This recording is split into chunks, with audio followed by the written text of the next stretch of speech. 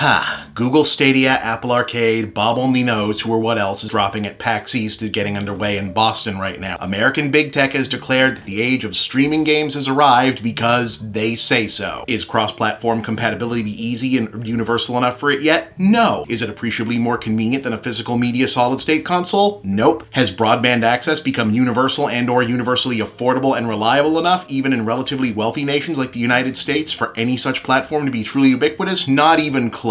But the methods of charging you for it, those are working just fine. So the McDonald's and Starbucks of the digital dystopia have decided that this is how they're going to train the next generation of early adopters to want video games and hope it takes off well enough that Sony and or Microsoft eventually have to come slinking over like, okay, how much to partner up, and Nintendo maybe keeps on outrunning the Reaper, who can say. Now look gang, I try to keep as open a mind as I can about all things modern gaming for someone who's been known to lose interest in newer AAA titles as soon as someone tells me to start climbing a fucking tower to unlock parts of the map. But I'll admit up front that I'm a physical media guy. Yeah, I dig Netflix and Prime, and I use Live and Nintendo Store and rest in peace Wii Shop and Virtual Console, but the general idea of download-only consoles sends me mentally right to the library scene from The Time Machine, the good time machine from 1960.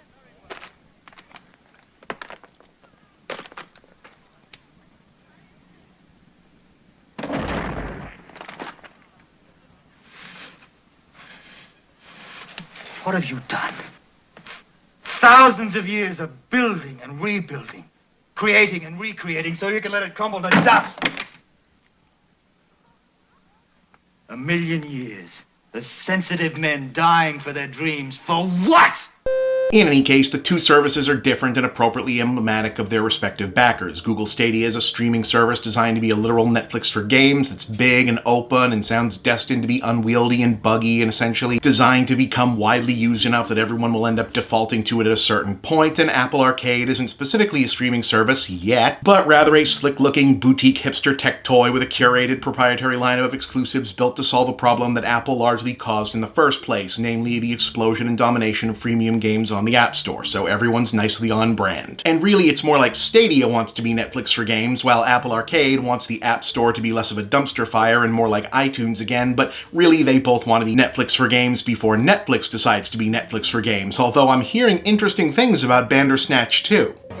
What's a guy to do? It's up to you, sport.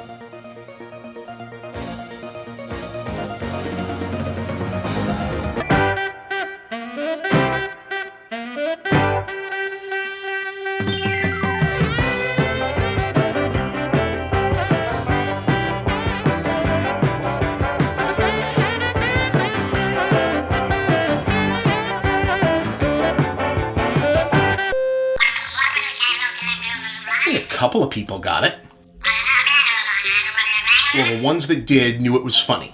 Anyway, as is usually the case in this absurd excuse for an industry, both services are eager to tell you everything except when it's coming and how much it's going to set you back, but this time with the additional obfuscation of apparently not telling developers how they're going to get paid either. See, film and TV streamers like Netflix and however many other goddamn services we're expected to fucking use now, they all either pay to license content that's already been made and paid for or produce it themselves. We all know that's not how this is getting done here. You're all losers! You think you're cool because you buy a $500 phone with a picture of a fruit on it? Well, guess what? They cost $8 to make, and I pee on every one. And that's important because however the developers will be paid is going to determine what kind of games get made, and if either of these take off, that means it's going to shape the future of the industry the same way arcade trends moved in waves from shooters to mazes to hop and bops to racers and guns and fighting games, and then long play platformers, action adventure, and RPGs didn't get to take off until consoles and PC were up to snuff at home. The expectation is that some, possibly most, of Apple Arcade's developer revenue could come from total time played on individual titles. Now think about what kind of design choices that could encourage, bearing in mind that we're in part talking about this because Apple's policy decisions let the freemium avalanche bury the App Store in the first place. But here's my problem. See, I'm not against streaming games in theory for the same reason I'm not against streaming anything else in theory. It's a great way for smaller titles to get out there and try things out before you commit to buying them, especially for indie developers. It can level the playing field and reduce the publishing overhead, etc., etc. All good things.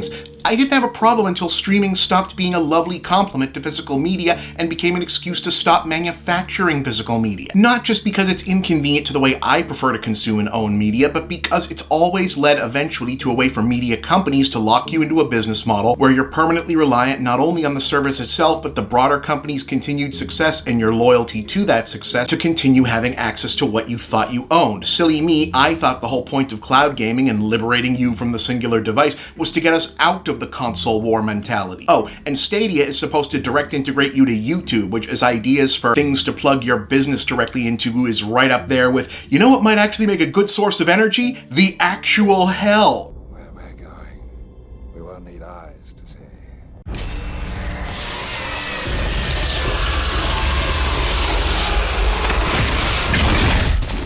Gang, I don't mean to be pessimistic, but even before the internet era, the games industry saw every major technological leap as an excuse to make you buy all your games again and have less control over what you thought you owned going forward. And I'm having a harder and harder time seeing any upside to this version of that. The cloud has turned out to be very dark, and there is no silver lining.